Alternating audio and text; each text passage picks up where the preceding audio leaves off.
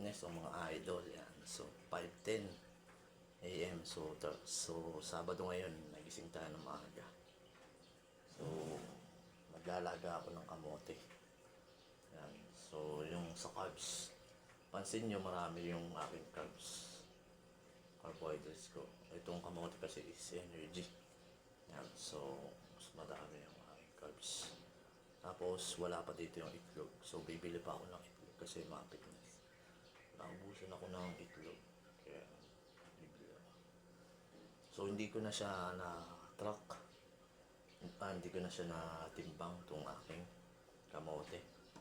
Yan. So dinamihan ko na lang talaga yung kamote ko. Kasi mabilis kasi ako magutom pag nasa trabaho. Kahit na wala akong masyadong ginagawa. Kaya dapat mas marami yung energy or carbs. So yan. Hindi ko alam kung ilan yung calories niya or total calories. Pero tinamayan ko na siya. So ilalaga ko na.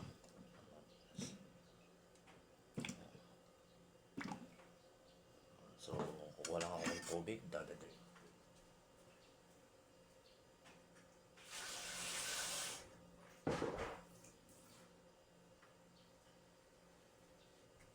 So ito na yung tubig.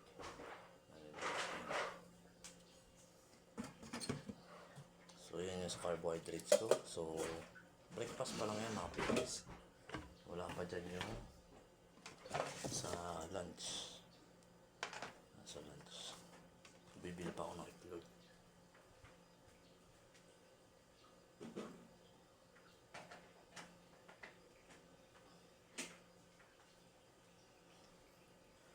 Kasi yung protein intake ko is 121 grams. Tapos carbs ko din. So sa body fats is 30.25 grams. So yun ang aking protein intake. And then sa carbs intake, sa fats intake. So yan. So yung total calories ko is nasa 1,936. So bulk increase ko is 2,436. Yan. So adding ako ng 500 calories mga fitness. So pa sa calorie surplus, so magkaiba yung dalawa mga fitness. Calorie surplus, deficit. So pag deficit is minus ng 500 to 300 calories. Yan. So pag calorie surplus, adding ng 500 to 300. So yun mga fitness. Papakita ko sa inyo yung nilalaga akong kamote. So yan yung aking kamote. So lulutuin ko siya ng 20 to 25 minutes para lutong-luto.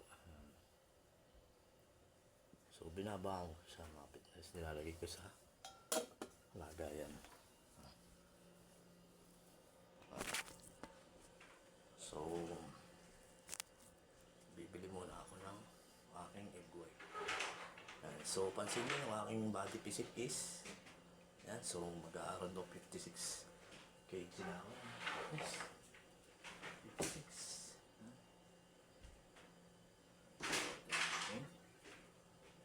Yung physique na aking back.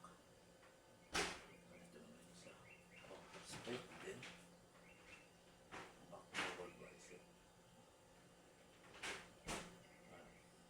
Forward bicep. Medyo muna. So ayun ang aking physique, mga fitness. So medyo lumaki tayo mga fitness. So goal ko is 70 kg. Bulking pace. So yun lang mga fitness. Stay fit and healthy.